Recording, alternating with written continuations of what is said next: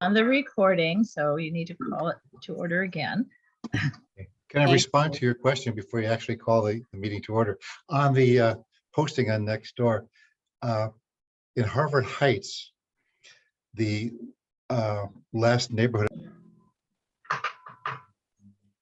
Okay, well, good to see friendly faces, familiar faces, and we have a new person to me. Some of you probably know Joyce as well. Let me start by our agenda, and before I can call to order and approval of the agenda, I wanted to read paragraph 1, determination to continue to hold meetings virtually.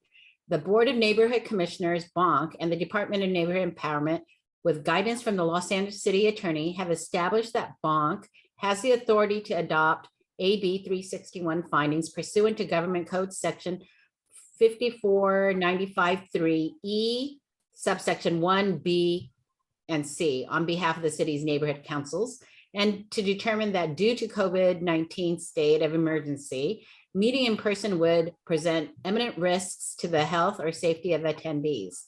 This meeting is being conducted virtually pursuant to that directive. And so our agenda that you can all take a look at is Yeah, hang on, I'm looking for it. terrific. Well, it starts with attendee introductions as number 3. 4 is public comments on the not on the agenda item. What is on the agenda item? Number 5 is updates regarding new public safety and emergency preparedness designees in respective neighborhood associations, block clubs, and just a regular discussion on that. Point 6 is Emergency Preparedness Alliance update by our liaison, Dennis Liskey, and there'll be discussion there. 7 is how to jumpstart UNNC's Public Safety and Emergency Preparedness Committee, talking about the cool block approach, the CERT training, and other approaches and possible actions, as well as discussion before that action. And 8 is the UNNC Resiliency Project for possible college interns. And we'll let Dennis share about that because he's read more on this plan. That is something that the college students at CSUN, Cal State University North Edge, have done a great job.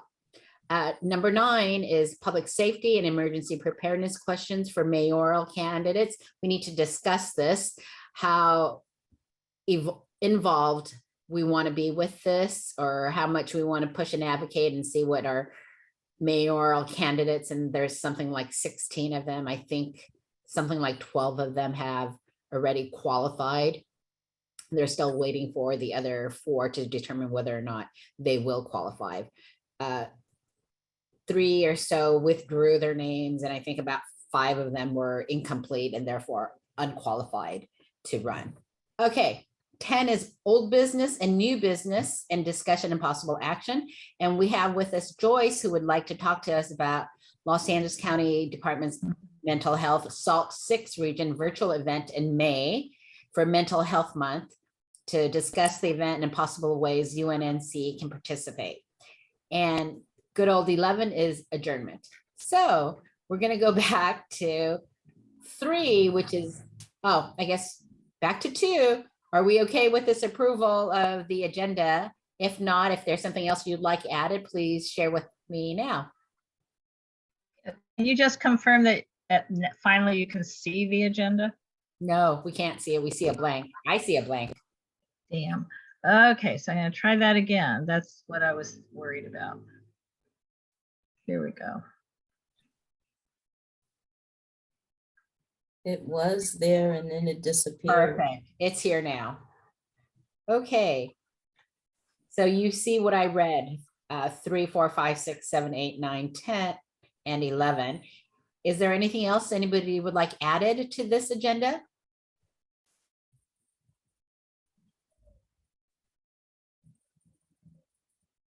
Hearing no responses, I'm going to say we're going to number 3 and attendee introductions. I'll start. Hi, I'm Grace Yu. I'm one of the co-chairs for the Public Safety and Emergency Preparedness Committee.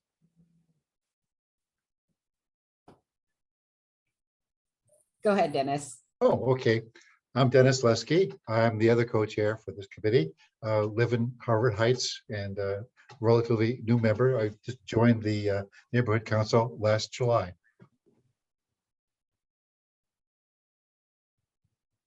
I can go. I'm Charlie. I also live in Harvard Heights and also joined the UNNC last July. And that's it. Thanks. Hi, everybody. I'm Teresa Masonette. I represent the West Adams Avenues on the UNNC board. Hi, everybody. I'm Corrine Alperich, and I also represent Harvard Heights, Representative 2, just recent at the UNNC board. Hi, Joyce. Would you introduce yourself? Yes, my name is Joyce Sales. I'm a native Californian. I've lived in the West Adams neighborhood for about 22 years now. I grew up in the Crenshaw district. I am a licensed real estate salesperson. And for the past year, I have been co-chair for the LA County Department of Mental Health SALT 6 district. The SALT refers to Service Area Leadership Team. I am not a member of any UNNC committee. However, I have attended a few of the planning and zoning committees and the executive committees as a resident. Thank you. Thank you. Laura? Yep. Hi. I am a board member of UNNC at large. I'm its current president, and I'm your Zoom host for the evening. And when you let me know, I can take down the agenda unless you want to keep it up. Up to you. Any preference? Anyone want to see this agenda? If not, and we have a caller on the phone. If you'd like to unmute yourself and say hello.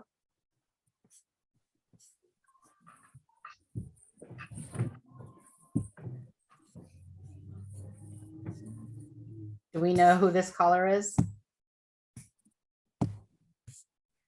Laura, are you able to unmute the person on the phone as well? I can ask them to unmute, but I'm not able to actually do it. Yeah, no. Okay, that's all right. Thank you everyone for joining, and we're happy that you are so concerned about public safety and emergency preparedness that you would take a Monday evening at 7:30 to join this group, the committee here. Is there any public comments not on the agenda that you'd like to discuss? Yes, Charlie.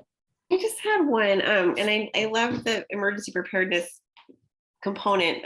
So that I'm not complaining about that in any way, but I'm wondering to add back in like the public safety component, just because I do feel like that's like an issue that's timely right now. And I know it's really polarizing and politically, and I don't hope to get into those kind of discussions, but more just like what we can do to, watch out for each other and up the safety of our, neighborhoods. While it does feel like things are escalating in some ways, or hear about other people's experiences. I don't know if other people are seeing the same things or not. I don't know. So just wanted to put that out there just to bring that component back in, if there's a way to do that. Well, thank you for bringing that to our attention. Yes, this is the public safety, and Dennis and I sort of wanted to do emergency preparedness, which is why we got involved. But of course, public safety goes hand in hand with emergency preparedness. And as far as public safety is concerned, yes, before most of you got onto the Zoom, we talked about the safety of our pets because of coyotes roaming. Charlie, I'm thinking you probably meant more on the human safety concerns, right? Yeah, but I mean, any safety, the coyotes definitely are a concern as well. So, just all aspects of that, I guess. Well, between the donuts on big streets, at crosswalks, the speeding down Jefferson Boulevard, going down the avenues, hitting people, killing people. So public safety is a huge concern. And the candidates running for office right now, which we'll discuss in line number 9, item number 9, we'll probably want to talk about that as well. But is there anybody else with their thoughts or concerns? Look, I personally do not wish for my elderly mom to go walking with the dogs outside, because it's just not necessarily safe for a small, petite Asian woman to go out onto the streets these days. And I think I did that. Yeah, I didn't know you were going to ask for a discussion on this. Any of the plans that we're talking about are called resiliency plans, and they all involve public safety. They also happen to involve mental health, traffic, crime. Some of these plans we'll talk about later, they are all-inclusive plans. They're the kind of things you'd like to have in a good neighborhood, where they talk about trees or where you can buy food or pedestrian crossings. So yeah, safety will be part of anything that we do. Happy to talk about any specific aspect of it, but it is part of the global plan. And I admit to what I fess up to actually what Grace just said, because I was going to the Emergency Preparedness Alliance meetings and found out that neighborhood councils are supposed to have a plan, and we didn't have a plan. So that's how we got into this, adding the emergency preparedness to it. But we are not going to neglect public safety, not at all. So go ahead, Joyce. I will say that being a native Californian and growing up in this neighborhood my entire life, I started in Lamert Park. I have read Jefferson Park incidents during this pandemic time. I'm sure we all see on the news every day, mall instances, et cetera, et cetera. I personally have not had any, I don't want to say concerns, but I have not had any criminal activity against me. The one time I did get my purse snatched was in the 70s at Holiday Bowl. I don't know if you guys are in the neighborhood from that era, but me being a licensed real estate person and pretty much being all over this city, the only thing that I can say is caution is necessary wherever you go. What the kids say, you have to watch your back, and it's all about body language. We're not ever going to be in a place, especially now with this pandemic, people are struggling much more so financially. These youth are completely out of control. So I don't care what kind of rules, regulations we set into place. We're not ever going to get to a point where it's going to be complete safety. So you really have to prepare yourself and being cautious and being aware and projecting a certain body language that you are not easily approached. And the seniors are, I don't know that I would want my senior mom to be out by herself, but the seniors unfortunately are a target. Thank you. Yes. So let's go to agenda number 5. It's the updates from our neighborhood associations or block clubs.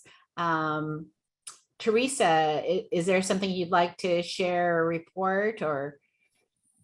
Just a quick update. I did ask around, mainly on the residents on 7th Avenue and 8th Avenue about the installation of automatic gas valve shutoffs. And all of the neighbors that I talked to, probably 15, 17 people, they already have them installed. Donna Jones, who is the chair for the West Adams Avenue Association, she said about 10 or 15 years ago, the gas company came in and updated a lot of the gas stations, or, Shut off valves. meters. And so, but she wasn't, well, yeah, no, I don't know if they updated the shut-off valves or they updated them to make them electronic, the actual meters electronic. She said she wasn't sure. So anyway, I know we talked about that last time, so I don't have anybody in these 2 blocks that need valves right now. Thank you. Dennis or someone else from Harvard Heights wants to share? I don't have anything in, I can't point to something that's been done, but a change of directions with the interest in the Cool Block program as bringing into play all of our concerns, and meeting with Lisa Hart, who is the leader of that in this area. I've stopped looking to recruit people on my block, because what she says to make this work, and the CERT people say the same thing, is we need to start with leaders who then go neighbor to neighbor and recruit people. So I've held back, but I'll be attending the training, the Cool Block training this Saturday, and maybe be able to get started and be able to give some hints to people across the board. And you all here are welcome to join us for the Cool Blocks. Dennis, is it possible for you to put that into the link here, into the chat? I'll do that. You have to register for it, but I'll go find the link for that and put it up there. That would be wonderful. I appreciate it. Thank you so much. Okay. It's just to give everybody an option. We're going to share what Cool Blocks is in the next one, but Dennis, before you start searching for anything, how about we go to number 6, which is an update about the EPA. You're muted. I'll try it this way. The Emergency Preparedness Alliance is a monthly meeting of someone from every one of the 99 neighborhood councils pursuant to the program called Los Angeles Resilience, which came out from the mayor a couple of years ago, where all the neighborhood councils are going to put together a plan. These meetings are attended by about 20 to 25 people, just to put this in context. So there's a lot of work to be done across the board. The big issue is the money, zero funding for the emergency management department. The folks in the know who have been doing this for years say there's shortage of staff, shortage of training, shortage of materials. So this will tie right into getting a commitment from the mayoral candidates. The longtime members of this Emergency Preparedness Alliance point out to the fact that unless the mayor gets this into the budget, it's not going to go anywhere. So they suggest that questions, hard questions, tough questions be posed to the candidates saying, we want to know what you're going to put in the budget for emergency preparation. We don't have anything, in the budget for that. There's a lot that can be covered about the resiliency plans that are in effect that the neighborhood, that the Emergency Preparedness Alliance talks about. I'll talk about that later, but I just want to add one other point from the meetings, and that is, as an example, CERT, the Community Emergency Response Team, the trainers had been down to 4 during the COVID. Now there were 16 trainers before when I took the training. They've up from 4 to 8 now, and the training is going to start next month. I think April 8th is the first meeting, April 7th or 8th, something like that. You can check it on their site, cert-la.org. But the training is going to start again. So there's a chance for you to get involved directly. Yeah, that's pretty much it from the EPA meeting, unless anyone has any questions about that.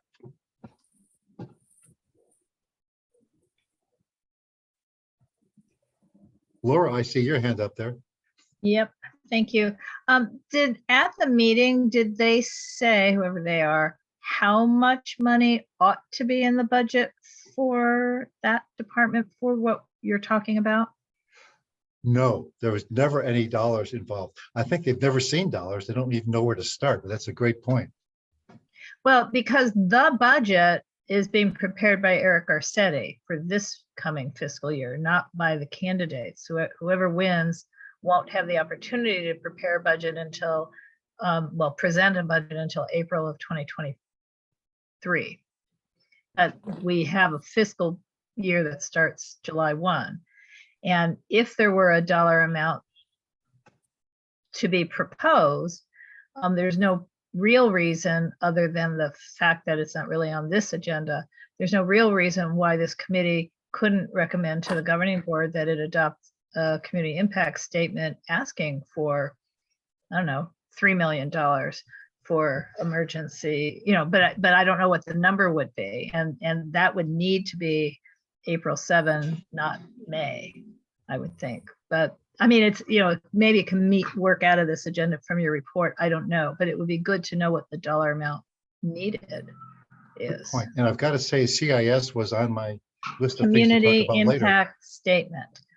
Yes. Good one. So in other words, there'll be a council file number for the budget itself. And that council file number probably already exists, because I think it's the same number from year to year, only it changes from 21 to 22 to 23 as the first 2 numbers. I think that's the case. But one, and Teresa can weigh in on the protocol on this. I think you guys can do a motion on this tonight to bring to the board if you wanted to.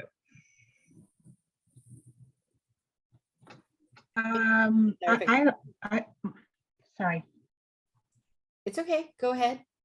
Oh, okay. I think we can. I want to mention something else, because some of you guys know I sit on the Community Forest Advisory Committee, and they also are trying to have the budget increase for additional staff for the Urban Forestry Division, additional staff for the City Forest Officer. So I don't know what their budget is either. I have no idea.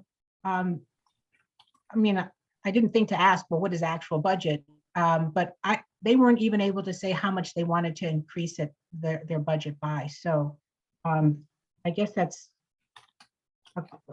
something that a lot of the neighborhood council people who sit in these meetings are unaware of. But I don't know what the correct protocol is, but I'm sure under old business or something, because I believe Dennis has talked before about doing a CIS. So I think we could probably do a motion. Right. I'll take that as an invitation. Yes, I move that the Public Safety and Emergency Preparedness Committee bring a request to the governing board at the next meeting to prepare a CIS to add funds for the emergency management department of the city of Los Angeles to fund the the LA resiliency plan and the need for a neighborhood council to move forward on that in an amount to be determined by discussion at the governing board meeting. Okay, I'm typing away here. Prepare a CIS to add funds for the emergency management department to fund the what? Sorry. Emergency Management Department. Yeah, To to fund that fund- department so that we may proceed to create the plans in the neighborhoods. To create resiliency plans. Got it. Yes, the resiliency plans.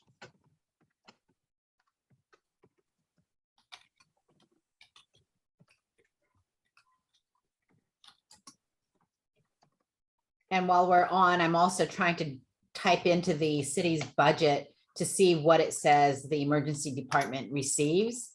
And it's saying, let's see.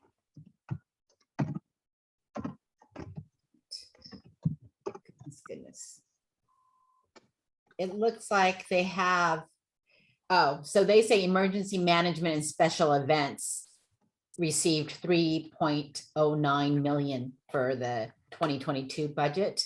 So that does not include actual preparation. So we're probably going to have to request quite a bit more than the 3 million that they already received. So do you want to just, well, nobody seconded this motion, and then do you want to just come up with a pie in the sky number? Sure. Anybody want to second Dennis's? I second. This is Corinne. Thank you, Corinne. Mhm. should we sort of, I forget, how much is the city budget overall? Is it 11 billion, Something like that. right? Yeah. And emergency management department should get more funding. Someone should, probably not now. Oh, but if we want to suggest a dollar amount. Emergency management department. $5 million.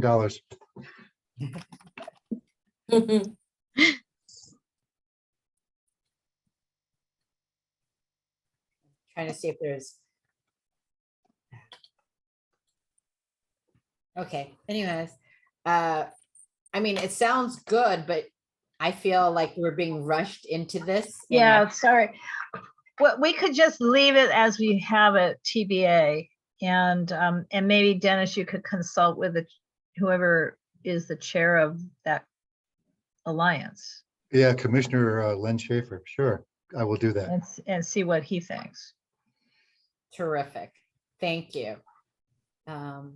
Should we vote on this without a dollar amount, knowing that before it gets to the, or when it gets to the exec team of the UNNC governing board, they'll have additional information that we do not have here. So all in favor of requesting that our governing board support this request of ours, say yes, raise your hand. Laura, you wanted to say something, or are you just I'm raising my hand. in support? Thank you. Anyone else? You can use your hand. I or- support. Thank you, Charlie. And also Grace, oh, So there were 6 of us. Joyce, are you abstaining or are you voting no, or? Being my first attendance, I will abstain. Thank you. Okay, so that makes all of us terrific. Thank you. You can lower your hands. Teresa was trying to ask a question. Go ahead, Teresa. thank you. I was just going to state that I don't think it has to come to executive committee. It can go directly to the governing board for approval. Correct. Okay. We'll amend that. Thank you. And people were asking about cool blocks. So now I'm moving on to our next agenda item, which is number 7. And we were talking about how do we jumpstart UNNC's Public Safety and Emergency Preparedness Committee. And Dennis and I have spent a couple of afternoons now talking to people about cool blocks and CERT and such. Now, people are wondering, what is cool blocks? Well, the Neighborhood Council Sustainability Alliance of the 99 neighborhood councils thought that cool block leaders, cool blocks would be something really a great way to get people to pay attention to climate change and get to know neighbors better. And so that's how they ended up with Cool Block. So Cooling LA, it's a free 5-month, possibly 9 meetings that require action so that your block, however way you all define your block, make the neighborhood safer, more friendly, and really the goal, because it is the Neighborhood Council's Sustainability Alliance, it was really for climate change, and they realized they really needed to talk about safety as well as livability, and not just climate change in the big picture, but in the day-to-day, how does it impact people's lives? So that was part of it. Dennis, if you'd like to add something about cool blocks. Sure, let me just expand that a little bit. It takes the concept of a nice community, a neighbor to neighborhood approach, and formalizes it a little bit. To join the program, they want you to knock on your neighbor's doors, go door to door, then to bring people into your home, or maybe in the backyard right now, I think into your home. The point is to obtain a commitment. So in addition to having your friendly neighborhood for your friendly neighbor who's going to help you when needed. We want people to make, the Cool Blocks program wants to make people to make a commitment to this. And then once they do that, they want to build a team that works so that when there's a need to help your neighbor, you know who can help get somebody to the hospital, who's got medicines if there's a disaster, who's got supplies, who's got a generator, who can help out, who needs help in a disaster. So it expands. And I'm getting into the aspect of Cool Blocks that touches on our public safety and emergency. The LA Fire Department, the CERT program, the neighborhood team program, which is very effective, and the Ryland program also want to integrate with the Cool Blocks. Every one of those leaders said that they'd like to work with Cool Blocks. Cool Blocks, in terms of public safety and emergency preparedness, needs some of those professionals involved. So that's one of the reasons we're touting Cool Blocks. It's got a lot of appeal and it can accomplish some of our goals. Hmm. And as I mentioned, I'll be attending the mandatory meeting next Saturday, and I put the Cool Blocks site, the URL, into the chat. Thank you. And, you know, Dennis and I will be on this. If anybody else would like to join us, at least you'll have two friendly faces and possibly more. And most everyone's aware of our CERT, the Community Emergency Response Team. And Dennis shared how the fire department is going back to providing live training, and it's on Thursdays for about 5 weeks, could be 6, can't remember, but it starts the first Thursday in April. Were they 3-hour sessions, Dennis? Do you remember? They So- seem like 3-hour sessions, whatever they are, it's well worth it, but I can't speak definitively. Right. May I add that there's also some video refreshers up there. You might pick up something from just that, or if you've had CERT training, you can refresh yourself with the videos they have available. It is from 6:30 to 9 p.m. So it's a 2.5 hour commitment that starts on April 7th. And it goes on till May 19th. So it sounds like it's 6 sessions.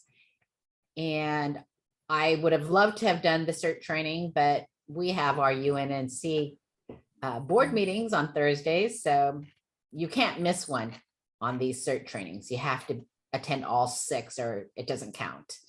So if anybody would like to join CERT, you know, yes, Teresa. Thank you, Grace.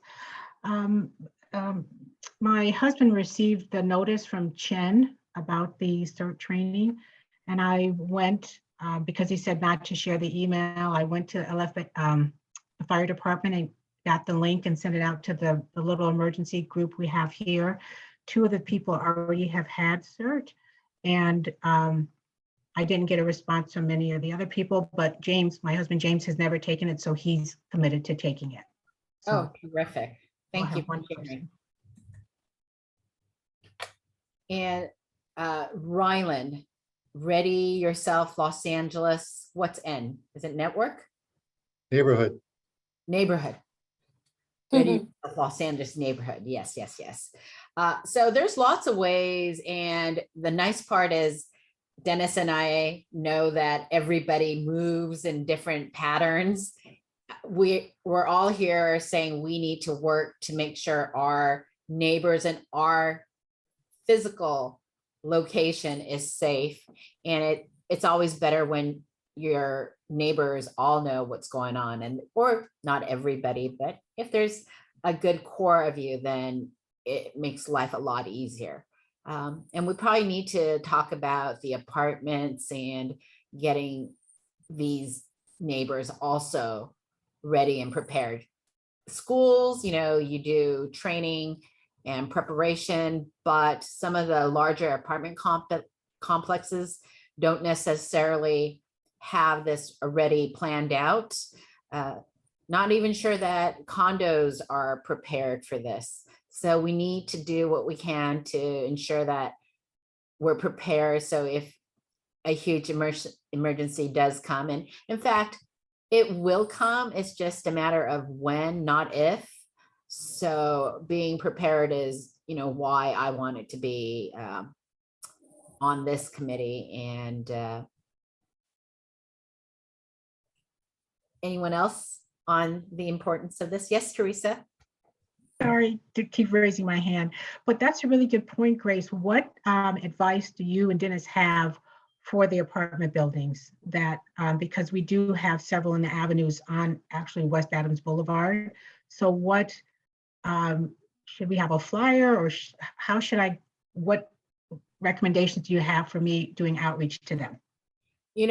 As soon as I can get the lovely booklet about emergency preparations from the fire department that I keep fanning and showing you, that Captain Gross has promised 300 copies, I'll share it. And I think when we hand these things out, or the one-page flyer of our checklists, that will make people have conversations and say, oh, and we can put our numbers or email and say, contact us if you're willing to step up.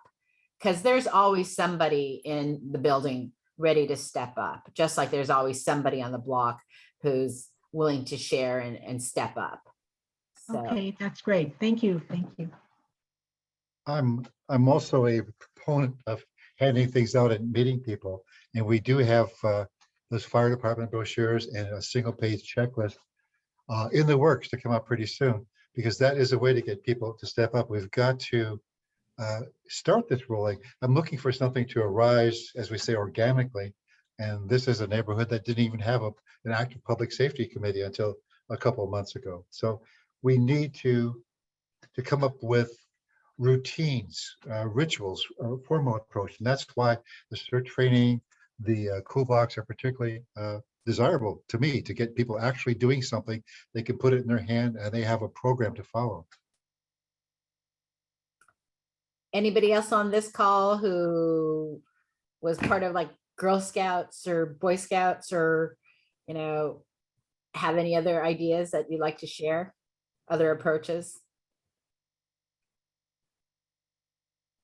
Dennis came up with a really pithy and perfect statement, or it's really a question, because it's, are you ready? Question mark, right? To put onto the checklist.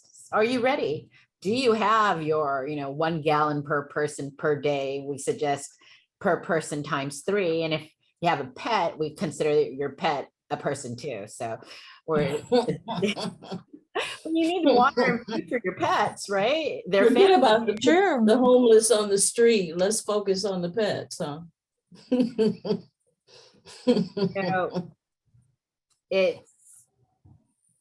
I understand. I'm the person who's always saying, it's not save the whales, it's save the people.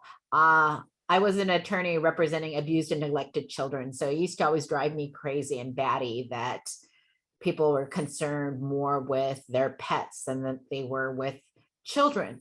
But, as I've aged and mellowed a bit, it's like, we all have different things that move us. And it's nice when people are more compassionate towards other human beings. But it's also very difficult at times. It's not easy, and no judgment, just, we all want to do our best. Yes, Laura? Well, on a just practical basis, because I've lived here so long, and this isn't necessarily differentiating between homeowners or renters in single family homes versus apartment dwellers, but twice in the time that I have lived here, the power has been off for days in Angeles Vista and Western Heights, because we have a big, whatever that's called, that provides electricity to that whole wider swath. So the first time was in the civil unrest, and the second time was just 2 years later with the earthquake. And in both cases, neighbors kind of got together on blocks and did barbecue because everything was defrosting in their freezers, right? So that's not necessarily the right answer. The right answer is, are there some generators around? But how do we somehow pre-get the apartment dwellers comfortable so that they would participate if that should happen again. Because it has happened more than once, just in the time I've been here, where power has been out for days at a time because of emergencies. And those group block long barbecues could well have been happening in other little blocks as well. But we had again, it was buy the food for less. It's just a big transformer, I guess what I'm trying to say, blew up twice, 2 different incidents. So I don't have answers on this. This is just more of a question. Dennis? I can offer what I've learned about those particular issues. The big concern, and it comes from the Emergency Preparedness Alliance meetings, is the concern about the apartment buildings that have no place for storage of the food they ask you to keep, no place for storage of the water, and really no place to go. So the way to start this is to get these, for example, these checklists, and the labels. I'm going to be at the meeting on Thursday. Maybe the labels be ready. For me, in apartment buildings, you post something in the laundry room. You get people to get together, and there's a manager, someone responsible for that building, to make up space available to start storing something. Letting people know that they can contribute to the water storage, or that there'll be something there for them, and an emergency plan, just like a simple, you go to school and you stay in a hotel, they have a plan telling you how to get out of the building in case of an emergency. Putting something like that up and getting people thinking about it. Sort of the Are You Prepared approach, which starts out with saying, look, think about this. Yeah, and once we have some folks who live in apartments joining us, maybe we've got to reach out to people who live not in single family homes or duplexes, but in apartments, to come join us, because their perspective will be critical. The nice part is with the older senior assisted living or home apartment units that are seniors only, they're actually in a better place to have the water. I'm not going to talk about food, but I will just say water, because without water you'll die. Clean water, you can survive a lot longer without having food, but water is essential, and we've got to make sure people have water. So that's another thing to do. Yes, Teresa. Thank you, Grace.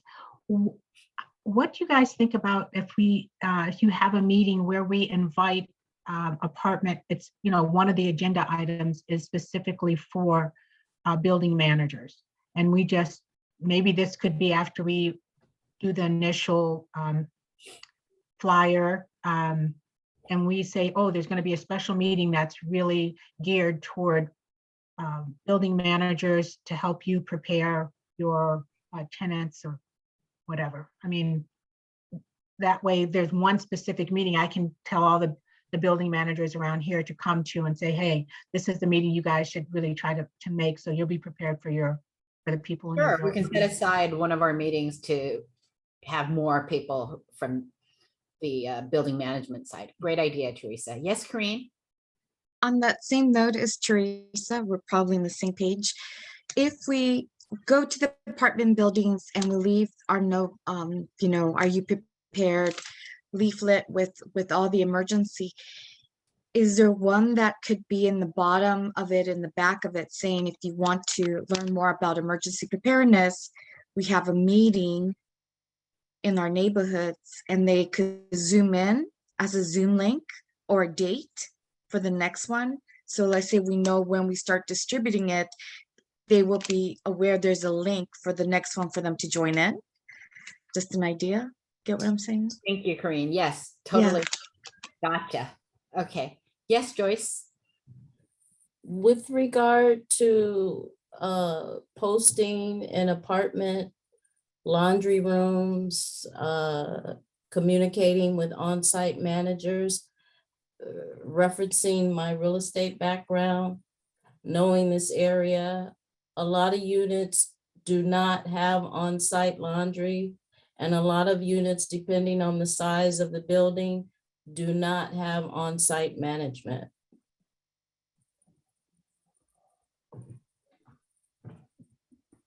So we will go ahead and put some of our flyers at the local laundromats, some of which are open 24 hours. So thank you. Mhm. Yes, we will do that. Corinne, your hand is up again. Sorry about that. I forgot to lower my hand. Oh, okay, Laura? Yeah, my hand is up again. I would have to go kind of track backwards, but one entity, one person or entity just purchased within the last 6 months, somewhere between 15 and 20 of the apartment buildings in our community. And they are the ones that are painted orange. This is not the person who painted them orange, but but the family that painted many of the orange apartment buildings, including, for example, Grace, the one right behind you, Uh-huh. was purchased by a person or entity who apparently lives in Hancock Park. I mean, I had tracked it down. I somewhere have the address, but maybe we should reach out to that person or entity Okay, as a really good start, because they Yeah. have, about 100 units at this point or more. okay, terrific. Thank you, Laura. And I was going to say, posting on the laundromat, I was going to say the same thing. They all have bulletin boards, right, in the laundromats. It's a great idea. Yeah, the coin laundries. Yeah. Cheapest. But- Go ahead, Dennis. Yeah, we have hurdles to overcome here.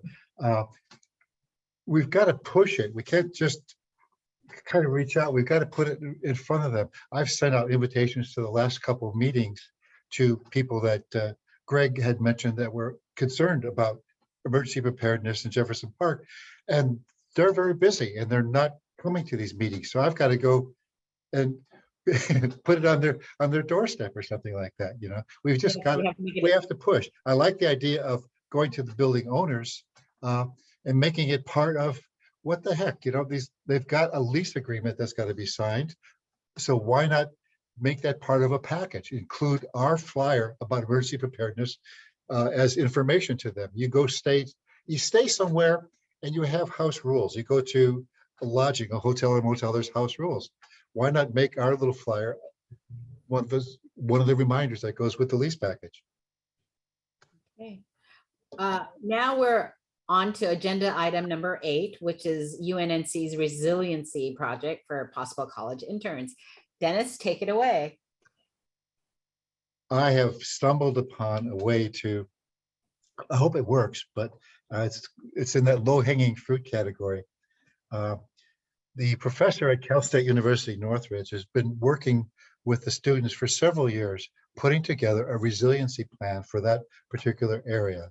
And it came up at an APA meeting. I've taken a look at it, and I will go put the link into the chat. But the point is that these students research their community, and whether it's the age demographics, the housing characteristics, the homeless count maps, the LAPD coverage maps, tree canopies maps, traffic safety and pedestrian improvement maps.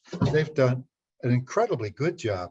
Now, we can't just ask them to do our neighborhood, but the existing plans give footnotes and attribution to some of the resources that we could use.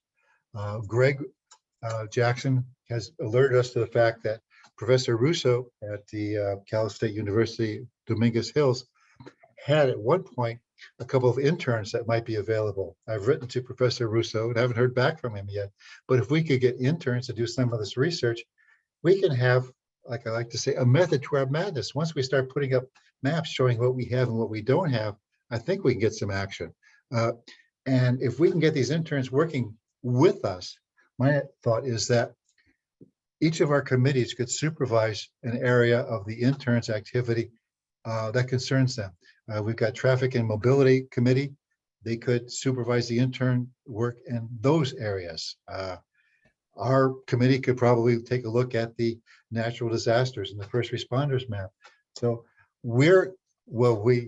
I mostly am trying to make these connections and pick up what we can. If we can get these interns now or even next year, this is a long-term plan. It's going to take them a while to do it. But if we can get started down this road and interest someone else in it, I have high hopes for us getting a quality product that we can live with. That's my take, my excited take about the opportunity of using interns for a resiliency plan. Karine has a question. The question, can we utilize the interns to help us with canvassing? If we're going to be out there in the community, footwork, the more the merrier. It is, I More think hands-on. you know, if we can have the college intern, one of them join one of us, you know, we can't send them out, even though they're adults, alone, unless they're from the neighborhood, because then they'll be going and people will be like, who are you? So I think we can probably, when we get interns, we can work with them together. We don't want you to go doing this by yourself. No, we could set up like in teams. Yes. Well, Are there liability issues involved that would be involved? no, they're over the age of 18, so that's not the concern. But when you have young people going to the door and they don't really know the neighborhood and people are asking questions, they're gonna not be comfortable initially. We've got to go out there with them. I must say that these are researchers and not going to be operating directly under our supervision.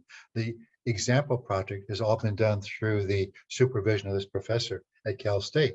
So I presume that if we make this happen, it's going to be under the supervision of the professor at Cal State Dominguez Hills. Okay. I'm just talking about it from a practical sense, having had lots of volunteers, literally hundreds of people walking in neighborhoods for me. It's always best if you have trained these people and done a lot of Q&A so that they are very comfortable with the kinds of questions. So if we're able to do, like, you can't just send someone out cold. I'm sure that's not what you meant, Karine. No. But yeah, so we're, you know, with proper training, I'm sure it can be done. I was just thinking that, you know, as a team, that when we do go out and leave the information, there'll be bound people to still ask questions. But if the young adults are being trained about emergency preparedness, they are going to share the same information that we know in terms of just preparation, right? That's just one project if we take on the interns that they could help us out with. It was just a thought. Sure. And, you know, is everyone here in agreement that we should try to have college interns do a resilience plan for UNNC? Or are you thinking yes, no? Anybody saying, yes, let's do this? Joyce, you had your hand up? Yeah, Dennis mentioned that the professor is from Dominguez. Would that mean that the students are Dominguez students?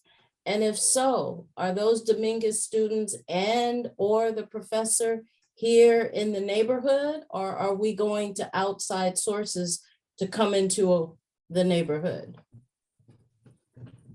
Well, my comment there would be college students don't necessarily live near their college. I'm sure we have Dominguez Hills students who actually live in the neighborhood. Don't know if they will be volunteering for us. So the answer is somewhat unknown. Laura. Yeah, unmuting. Over time, this community, UNNC, and also just in general, has benefited quite a bit from student projects, if I'm saying that right. Not necessarily our interns, although we have had one of those situations. But when the USC does student projects, so we're talking about a different university, where they'll take on a project for an entire semester and come up with a report. And they did that for the South Seas House. I'm saying different departments within the university. They did it for Benny Potter Park, 3 different teams. And in that case, UNNC was supervising the teams. One came up with the idea of the whole playground that is universally accessible, but they researched it, designed it, etc. The annex park, they did again, this was an engineering team. The students did the whole plan that's become the whole exercise thing at the park. So the point is, there was a real focus and they had a real learning experience. And then we benefited in multiple cases from these plans. We had another one, another team a different year doing traffic mitigation studies. And it was actually, it became a project we proposed to USC, and the students so liked it that there ended up being 3 teams. So we ended up being able to separate them geographically. But it was where we came up at, like you guys are doing, with an idea, build a resiliency plan, and then it became a semester project for a class. And that's a really great idea. Canvassing doesn't kind of fit the mode of their learning anything. So, you know, that I think, and then I think the outreach committee was hoping to have some canvassing, and we meaning UNNC was told that that wouldn't work for other reasons, liability, COVID, I think. I mean, there was a lot of things, but it's mostly about where are they learning in the process. And I think doing a resiliency plan for a neighborhood or a group of neighborhoods, meaning propose this as a class project where the students can then divide into teams because we have multiple neighborhoods ourselves, is a really great project if it could be done. Okay, Teresa, thank you. Thank you, Grace. I agree with Laura and what you guys have said so far about using them to help develop the resiliency plan. And but I do not agree that we should use them for canvassing. I think that should be just board members. Thank you. Okay, Teresa, since you said you are in agreement, would you make it a motion that we move forward with trying to attain some students from a college? We've got Cal State Dominguez Hills, but USC is literally in our backyard. So maybe we can have some students who live in the neighborhood as well. Well, I think the reason why we're thinking about Cal State is because Sarah Lacey brought it to Greg's attention, and Greg is a former principal, that we use they have an intern program there, an internship program, and that's why we're, I believe Dennis is also suggesting we use them. Also, I know that Cal State did a neighborhood, a resiliency plan for a neighborhood. I don't know if that was in the Valley, Woodland Hills. Do you remember where that it was, Dennis? I know they've done 3 neighborhoods in the Valley. I can't remember them off the top of my head, but that professor has been very busy with his class over the last couple of years. Oh, okay. Well, I think that's why, I mean, we can certainly reach out to USC, but I think we already have the internship program set up with Cal State through Greg Jackson and Sarah Lacey. So if you want a motion on that, we can do it. Is that what you're interested in, Grace? Sure. You know, we're I don't know if we need a motion because we already we have don't that. need a motion. We don't need a motion, but how about just wanting to share with you all that this is where we're going, trying to get some bright, young, enthusiastic college students to come join us. Okay, I see Laura's motion here. Well, I put question marks because I typed it and then you said we don't need a motion. So do we need a motion? I don't know, but that's what you just I don't said. think so. Yeah, I don't think we need a motion. I don't think so either. Okay. Yeah, we're just so Robert's rules compliant here. So yes, overly compliant. Well, UNNC already voted to try and do intern Yes. programs, and you have this on the agenda, so I think you can move forward. But again, my experience over the years where we did work successfully, it was a different university, is we did a really good job in advance of defining what it was we needed and then proposed it to the professor, which I think in the case of a resiliency plan, that already has specific boundaries and parameters. So that's a good thing. Is there anyone on our Zoom right now who'd be willing to help define what we would really like? You know, Charlie, Corrine, anyone else? I'm sure Dennis or I will also be on this, but wanting to share the wealth here. Any takers?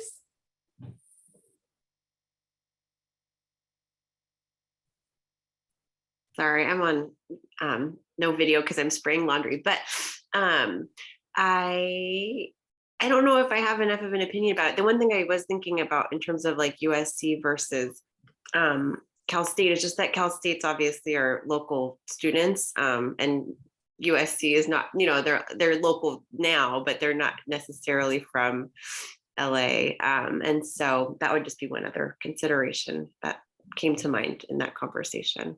Okay.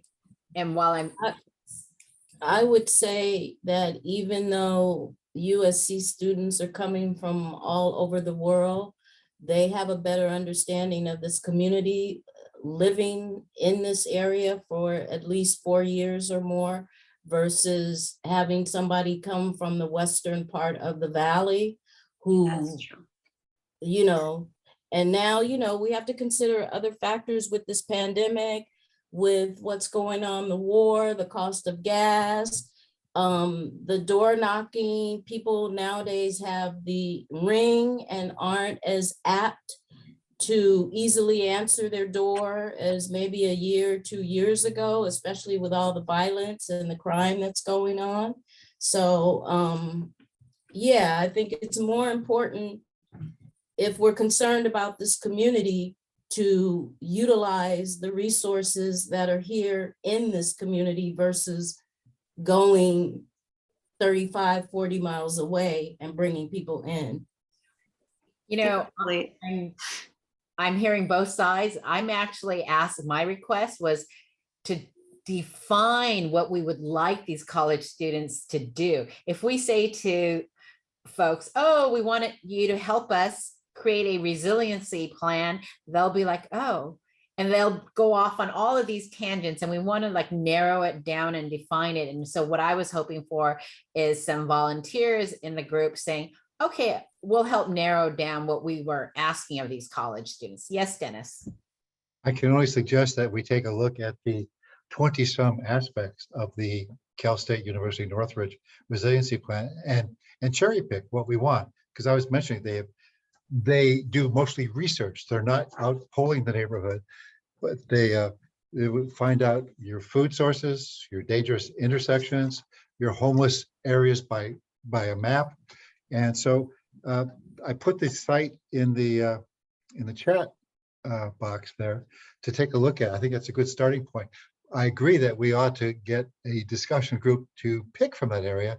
At the moment, the only thing I'm pursuing is getting someone to do the work, the interns. Thank you, Dennis. Yes, Teresa.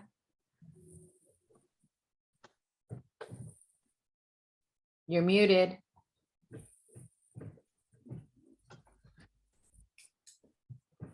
Sorry about that. My mouse froze and I was trying to find the other neighborhood council that has a resiliency plan, and that's North Hills.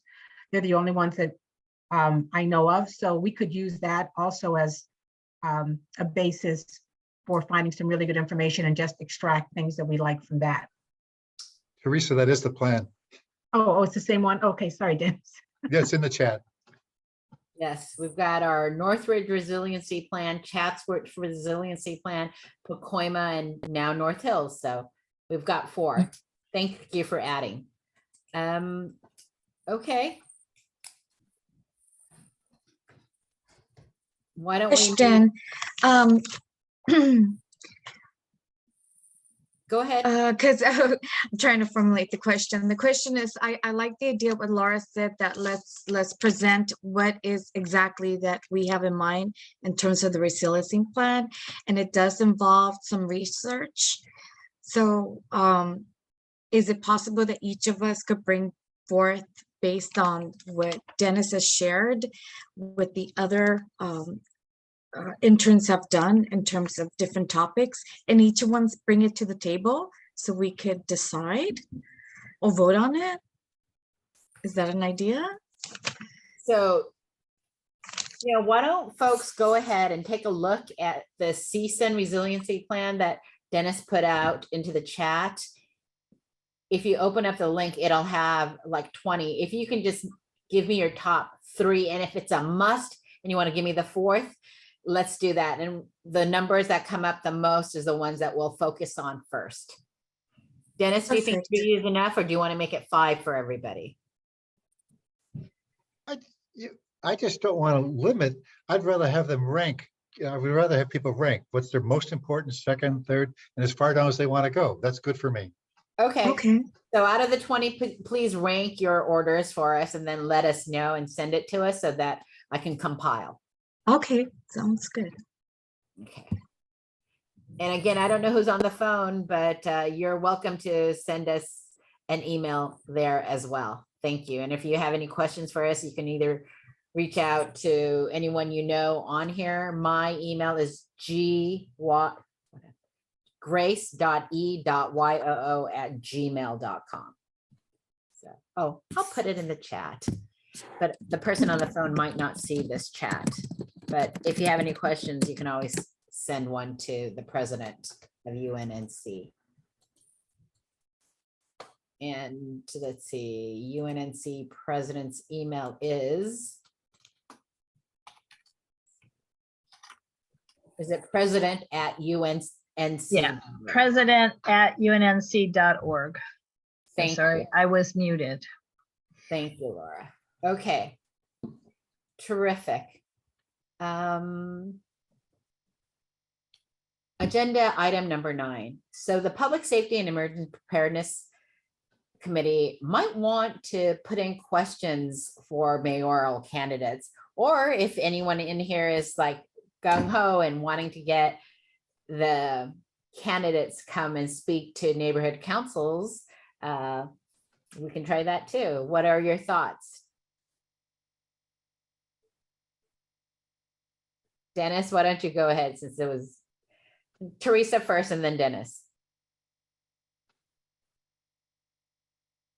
Thank you, Grace. I'm not, maybe Laura can give us some more clarification on this, because I brought up to Laura before about bringing in mayoral candidates for discussion. And I think we may be prohibited from doing that unless we invite every single one of them. I don't know if we can do it individually or if there has to be a form, but maybe Laura can provide us a clarification. Right. Go ahead, Laura. Have a little edification. There's a couple of edification pieces. One is just the fairness issue. We need, Teresa's correct. We're supposed to invite all of them. And we don't even know who all of them are quite yet. Is that right? That is correct, but they'll know in the next day or two. Right, but even that, so what happened to us is that we participated in a collaboration with other Council District 10 neighborhood councils and other organizations to present a candidates forum for Council District 10 when there was a lot of candidates. And Grace, I know you were one of them, but back in, I can't remember, January 2019, something like that, a long time ago. Was it 20? I don't remember, just a lifetime ago. But we used the official cutoff date to determine which candidates would be invited. And there was a candidate who was not qualified on that date. I'm not sure that candidate was ever qualified, but he filed a fair practices kind of complaint against UNNC with the state of California. And why UNNC is because our agreed upon role, I mean, what the task we took in the big collaboration was, we did the marketing and outreach. So he saw our name on the emails and the Facebook page and all that stuff. And we're still dealing with that. It is not yet resolved. So, because we're essentially being charged with unfair practices, but it's brought in race. I mean, it's just a big deal. So it's safer if we waited till after June, because then there will be 2 candidates and there's no question as to who the candidates are. But that may not be what you guys have in mind, because really a candidates forum is to kind of find out what people are thinking so that people can choose to vote based on that and not wait till somebody else has made the decision for them for the narrowing down. So we had discussed possibly having a candidates forum for not just public safety or emergency preparedness, but for UNNC, UNNC stepping in, and it just didn't seem like we could do it, along with the restrictions that are still in place for COVID and events. The clerk is still considering that events, even virtual, come under the category of events that are not necessarily easily approvable, which I'm not going to say it's logical, because you can't catch COVID on Zoom, but I'm just saying. So I don't really know what to say. If we had a monthly newsletter, which we do not, we could give a written question, the same question to every candidate, and see what their answer is and just publish it. But we don't have that kind of vehicle at this point.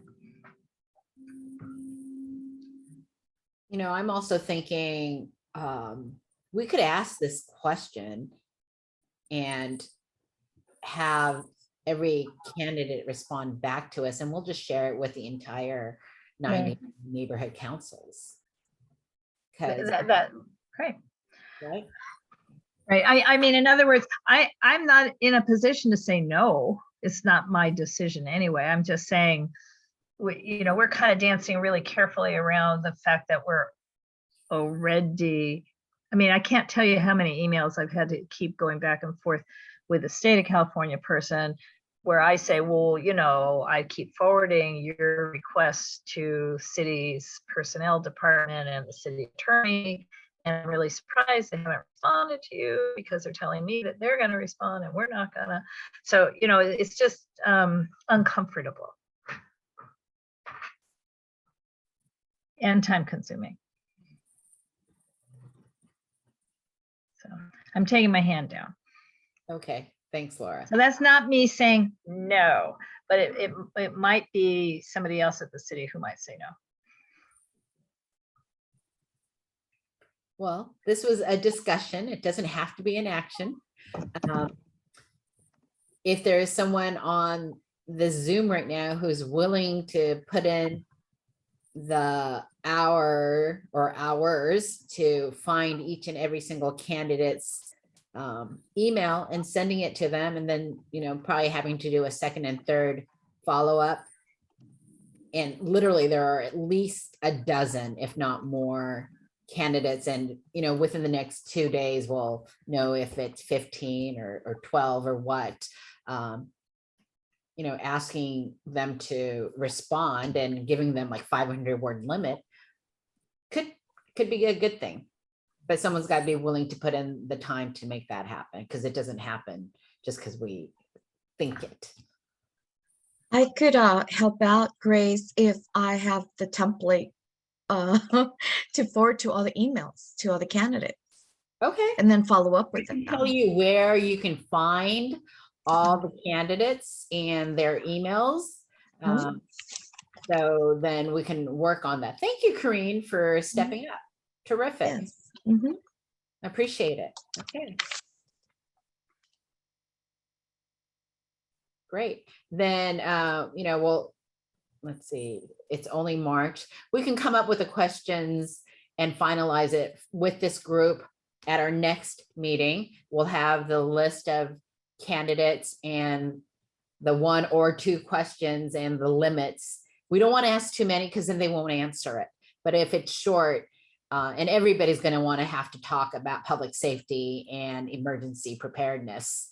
So I think that's a really good thing for us to do. So yay, Dennis. And thank you, Corrine, for stepping up. So wonderful. Okay. That was agenda item. I've got two computers, and so I'm like touching this one when I really wanted to touch the other one. Old business. Any old business, folks, to bring up? If not, let's go to new business. And Joyce, the floor is yours. Please tell us about the LA County Department of Mental Health SALT 6 region and what's happening in May. Well, thank you everyone for the invite. I hope everybody has made a easy transition into the new time change. And I will say that the past year, I have become the co-chair for SALT 6, which is known as the Service Area Leadership Team. And the purpose of the SALT 6, there are 8 LA County districts scattered throughout the county. SALT 6 is one of the largest the largest districts of the 8. We carry about 20 zip codes. That includes Baldwin Hills, the Crenshaw area, Jefferson Park. We go a little further south to Linwood, East Rancho, Dominguez, and we go as far east as Compton, Willowbrook, Wilmington, etc. The purpose of the SALT is to bring LA County Department of Mental Health and community stakeholders, consumers, people with lived experiences, meaning people who have had homelessness issues, people who have struggled with and are currently dealing with addiction, alcohol, drug, people who are re-entering in society, who are newly released from incarceration or have been incarcerated in the past and working on developing their mental health and returning to public life. A lot of the things that we do, we implement mental health policy, we do program planning, and we kind of keep a monitor on the community's quality of life improvements. We focus on, in the area 6, the District 6, we focus on the African American and the Hispanic, underserved, and low-income communities. What we're doing, and we're sponsored by the Department of Mental Health. I think I said that. Forgive me if I'm being a little redundant. Just to give you an idea of the past events, last year we did a backpack event at a park in Compton. We do not ask for any money from the community. We do have a budget. So we provided the backpacks, we stuffed them with all the supplies, and we freely gave them out to the community in Compton. Christmas time, we did a Christmas event at Exposition Park where we put together food baskets, we gave away toys, we gave away raffle tickets, and the winning raffle ticket received Christmas tree and ornaments to decorate the tree. We have a monthly meeting that is the 3rd Thursday of every month. Everything is doing Zoom given pandemic era, and that's from 10 a.m. to noon on the 3rd Thursday of each month. And May is Mental Health Month. And what we're doing in our district, we're doing a virtual event on Saturday, May 21st from 10 a.m. to 1 p.m. And we have about 8 or 9 different topics that we will have guest speakers present on. We will have a keynote speaker. We're still in the process of determining our keynote speaker, but we have confirmed speakers to do some workshops, some interactive workshops. One of the interactive is a journaling workshop. The other is an art workshop. We're having a financial planner come and speak on financial literacy. A lot of these people who have been incarcerated or whatever the situation may be are not really familiar with the responsibility of budgeting. A lot of, I'm sure you have noticed in this area alone, a lot of supportive housing is going up. So the purpose of the financial literacy is to help those people learn, maintain a budgeting program and stay in their housing, you know, especially if they've been homeless for years, you know. So the focus is always resources and services to help maintain, develop mental wellness. So I'm here tonight wondering if the Public Safety Committee would be interested in presenting with some kind of tie-in relationship to the aspect of public safety and mental wellness. It would be about a 20-minute presentation. Within that 20 minutes, we would allow some Q&A. I'm asking because we're working with the county and we know that funding is never ever enough. I start with the hope of getting people to volunteer their time. If not willing to volunteer their time, there is a honorarium fee that the county is willing to pay, and you would have that conversation. I don't know what that number is. That conversation would be discussed with the district liaison. Each SALT district also has a county Department of Mental Health employee that kind of guides the co-chairs, and each district has 2 co-chairs.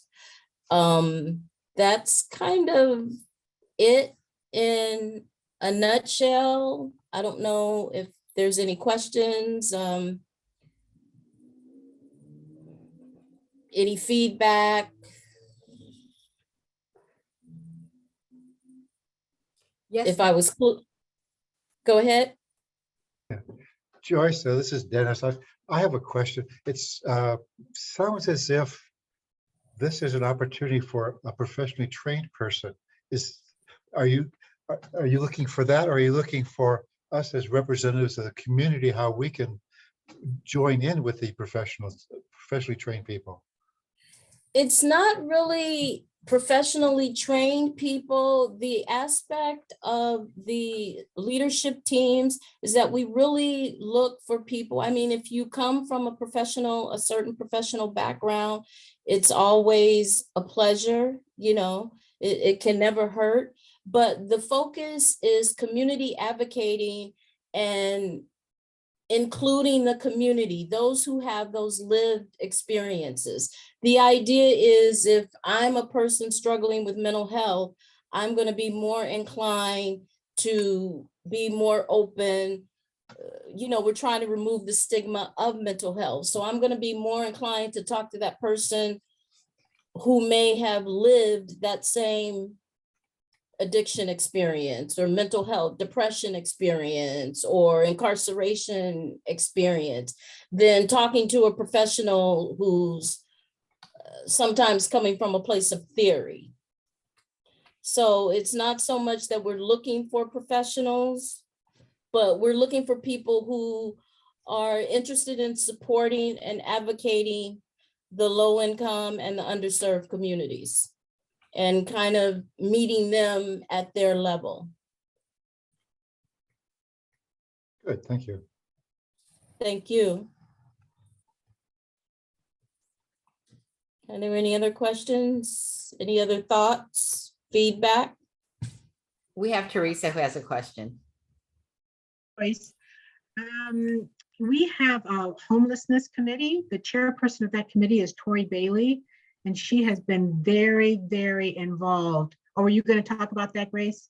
No, Oh, I was oh, just gonna- okay. that's perfect, Tori. Yeah, she has been very, very involved in all the aspects of homelessness, from the mental health, from encampments. There was someone recently in the avenues and was somebody who lived in an apartment building who had been evicted because of drug addiction, and he needed a place to stay till he got back to Ohio, and Tori was able to help me find him someplace to stay for a couple of weeks till he could get to Ohio. So that's somebody who I'd like to recommend that maybe we can put her name or her number in the chat, and you can reach out to her, because that would be a person that would be great on a panel to talk about how we, the different strategies in helping people in these circumstances. Yeah, Tori is excellent for And this. and I will, if you can send her information. Okay, I see it there. Yeah, we have, the only reason I just used the homelessness as an idea, it is one of the topics that we're having someone guest speak on. So we already have that section of the program covered. But yeah, right now the focus is kind of tying in the public safety. And I don't know, that's what I was speaking with Grace earlier, to kind of get an idea of what the public safety emergency preparedness, what exactly your scope is. And, if in fact it could tie in to the mental health aspect. I mean, I know that we want to be safe when we walk the streets, when we come in and out of our homes. But I'm trying to figure out, is there a way to tie it into mental health and have someone come and speak and present in that regard? Well, I think Grace or Dennis mentioned that we just really reactivated this committee a couple of months ago. So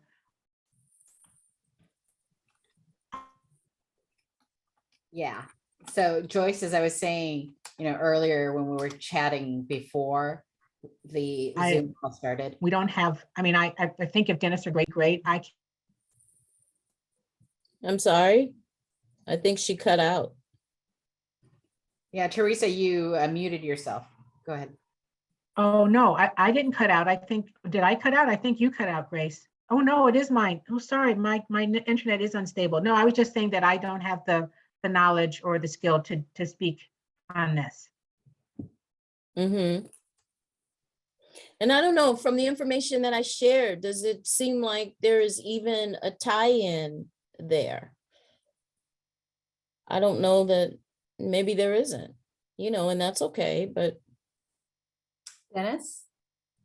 Joyce, I will share with you what I've learned in looking at, in self-educating myself on resiliency plans over the last couple of months, is that typically they will address mental health issues, but the reality of the situation is that these resiliency plans that is the primary topic tonight deal with preparation for an emergency and recovery from the disaster afterwards. And mental health issues are a serious concern in disaster recovery because everyone's been stressed, and people that are particularly vulnerable are going to be really stressed. So that's what I see. I'm not discounting your request at all. I think it's laudable, but that's what I see in the universe right now. And the other aspect is, thank you, Dennis. The other aspect is that for those, we deal with a lot of nonprofit agencies who are community service-based. And another part of the event that we're doing, we're having certain agencies provide maybe a 2-minute video clip of who they are and what their purpose is, and we're going to kind of run it as an infomercial to promote other communities that people may not be aware of. So like you said, Dennis, in relation, that could be another thought, maybe not so much. And that doesn't take anybody participating at the event. It just would include someone taking the time from your committee and putting together some type of video clip acknowledging who, what, when, where, etc. UNNC Public Safety Preparedness, Emergency Preparedness Committee, who you are, what you do, and submitting that to us. And then throughout our Saturday morning event, we are just going to run clips of different services and resources that people can have access to as needed.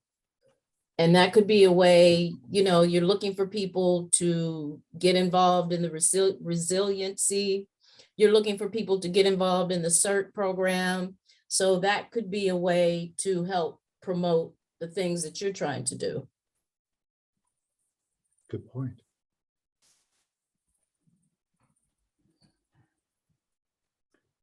Any Joy, other? since- Yes. Since this event is in May, we still have an opportunity to fine tune and figure out what could work, so we can talk some more, and we'll bring it up again in April, and maybe we'll have come to some sort of better understanding and conclusion for that meeting. Okay. Otherwise, it is now 9:07, and I think it's time for some of us to head I on. snuck off. in there. But I Dennis, snuck, go I ahead. snuck in on that topic. Can we have what we used to call in the corporate world action items? Can we have some indication from the people on this call? Oh, who's going to give this some thought in advance of the next meeting to come up with sort of the content or the approach for a little clip?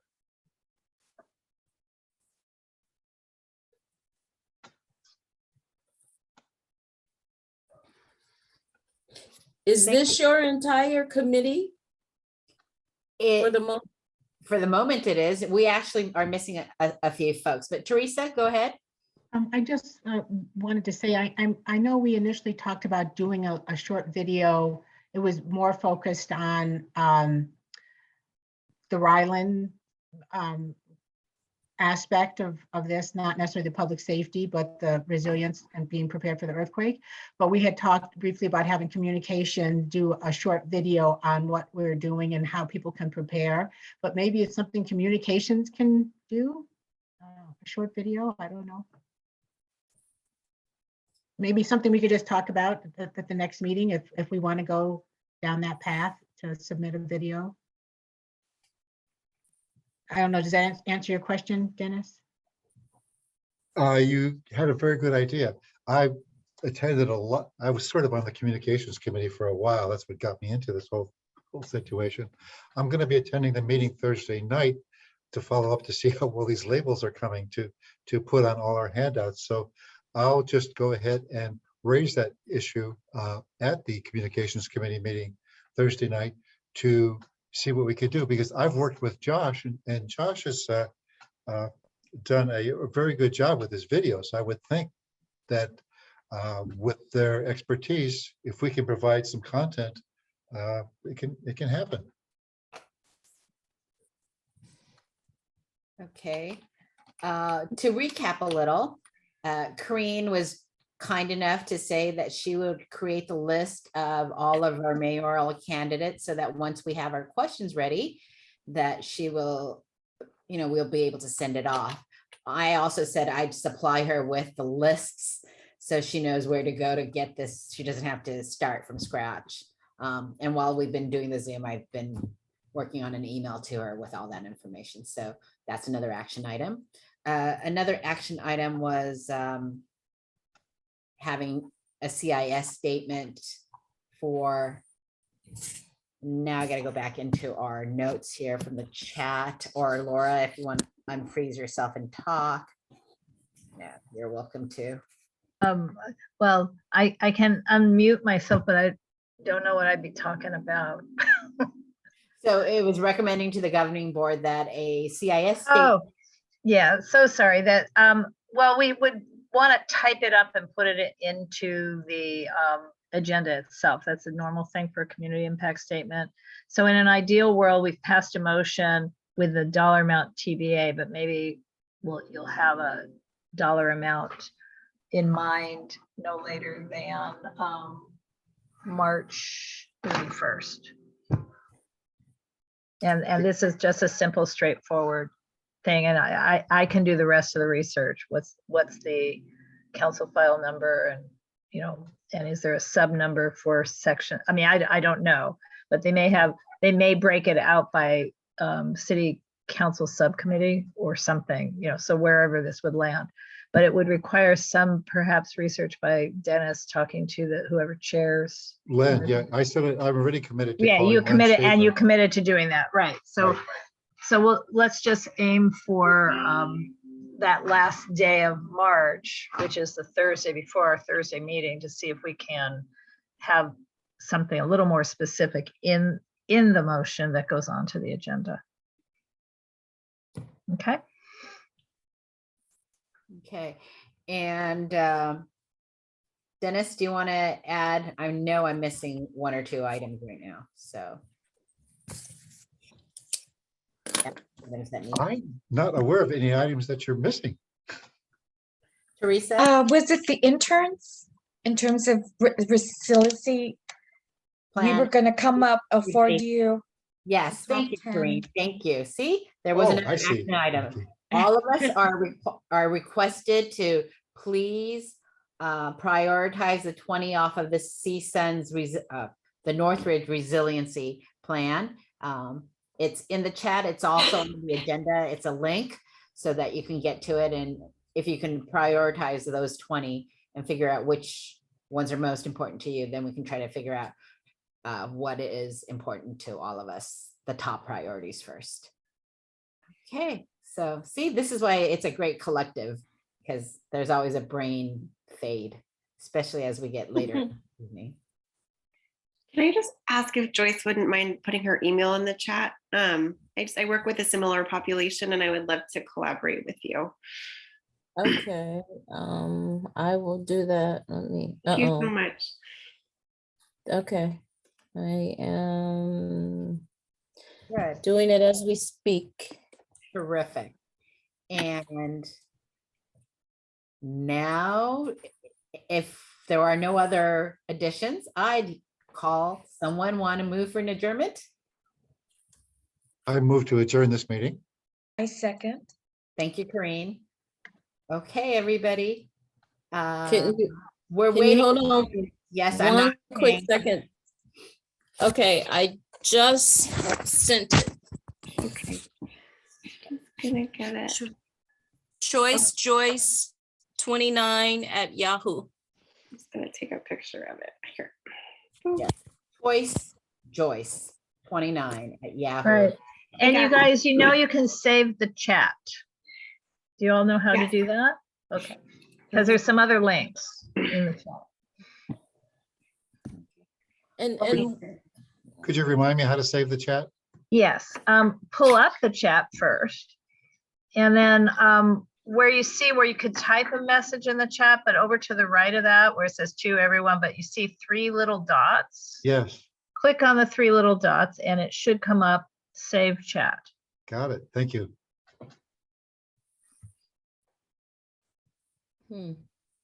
Okay. Okay, everybody.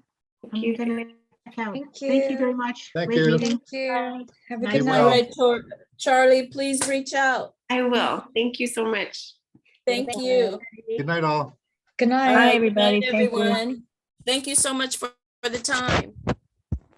Yes, thank you.